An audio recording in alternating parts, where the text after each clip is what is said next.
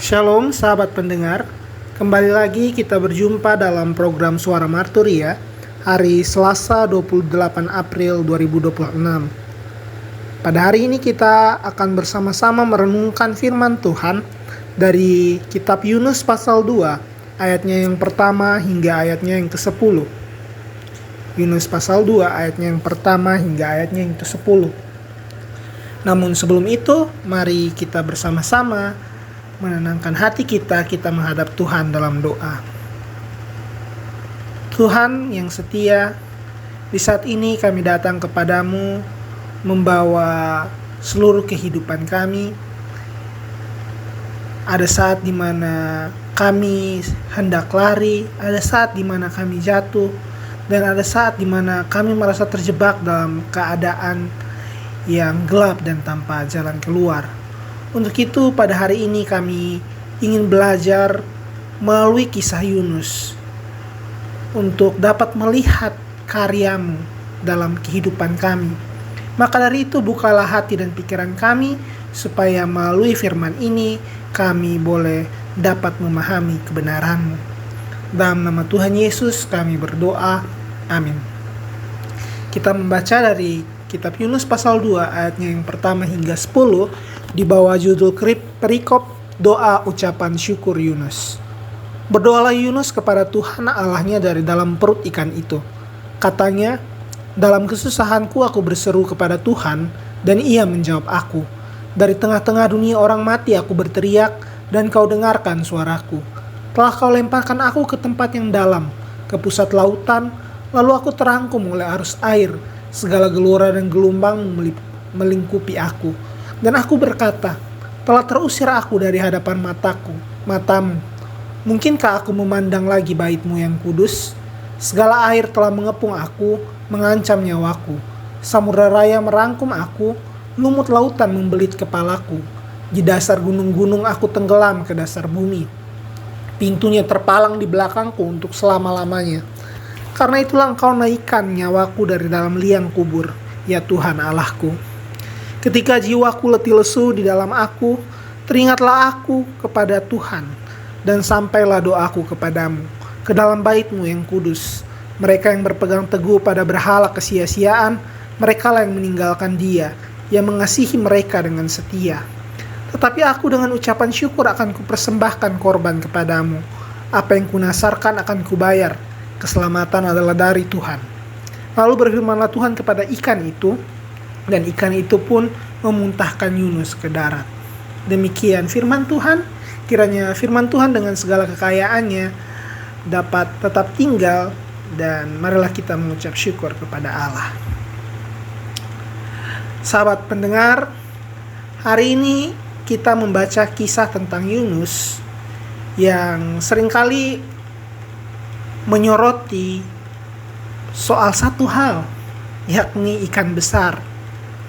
Tetapi sebenarnya firman ini bukan tentang ikan, tetapi tentang doa di dalam kegelapan. Yunus tidak berdoa ketika dia masih di kapal. Dia juga tidak berdoa ketika badai itu datang.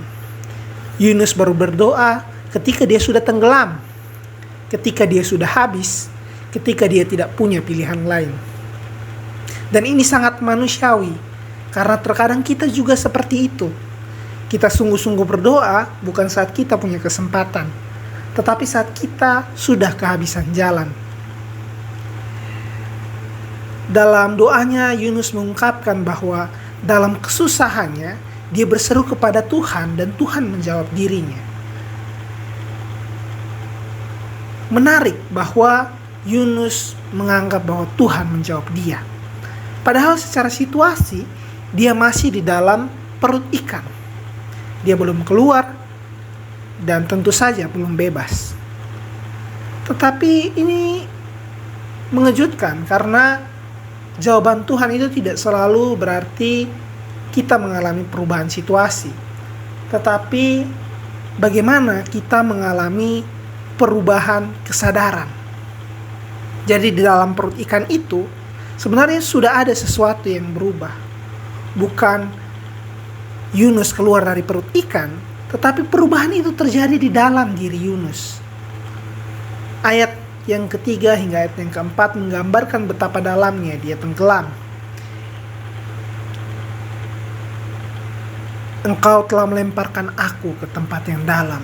Demikian ujar Yunus. Jika kita memperhatikan bagian ini, Yunus tidak menyalahkan badai. Dia tidak menyalahkan para pelaut. Justru dia berkata, Engkau Tuhan yang melemparkan aku ke tempat yang dalam. Jadi ini adalah titik balik di mana ketika seseorang berhenti menyalahkan keadaan dan mulai melihat bahwa bahkan dalam kekacauan hidupnya Tuhan tetap bekerja. Bukan berarti Tuhan menyebabkan dosa Yunus, tetapi Tuhan tidak melepaskan Yunus bahkan dalam akibat dari pelariannya sendiri. Jadi Tuhan tetap menyertai. Ayat yang ke-5 hingga ayat yang ke-6 ini juga sebuah ungkapan yang kuat secara visual yang bisa membantu kita membayangkan situasi saat itu. Air telah mengepung aku sampai ke leher. Rumput laut terlilit di kepala Yunus. Lumut laut. Ini bukan sekedar gambaran fisik, tetapi juga gambaran gejolak di dalam batin Yunus. Ini adalah kondisi ketika orang merasa bahwa dirinya tercekik oleh masalah, dia terikat oleh kesalahan, dia tenggelam dalam penyesalan. Mungkin hari ini ada di antara kita yang merasa seperti itu. Kita merasa terjebak, sesat, tidak bisa keluar. Tetapi justru di titik terdalam itu, Yunus justru berkata bahwa Tuhan yang mengangkat nyawanya dari dalam liang kubur. Jadi Yunus sudah memberikan pengakuan bahwa Tuhan mengangkat, padahal secara fisik dia masih ada di dalam perut ikan. Ini adalah paradoks karena keselamatan bisa mulai terjadi bahkan sebelum keadaan kita berubah. Ayat berikutnya yang ke-7 dikatakan, ketika jiwaku lemah lesu, teringatlah aku kepada Tuhan. Ini penting bahwa pemulihan tidak dimulai dari kekuatan, tetapi dari bagaimana kita mengingat Tuhan. Bukan dari hebatnya kita berdoa, tetapi dari arah hati kita yang mulai kembali kepadanya. Dan di ayat yang ke-9 dikatakan keselamatan adalah dari Tuhan. Ini adalah pengakuan dari Yunus yang akhirnya sadar bahwa dia tidak bisa menyelamatkan dirinya sendiri, dia tidak bisa mengatur hidupnya sendiri, dia butuh Tuhan sepenuhnya. Dan dari pengakuan itu, di ayat 10, Tuhan akhirnya berfirman kepada ikan itu untuk memuntahkan Yunus ke darat.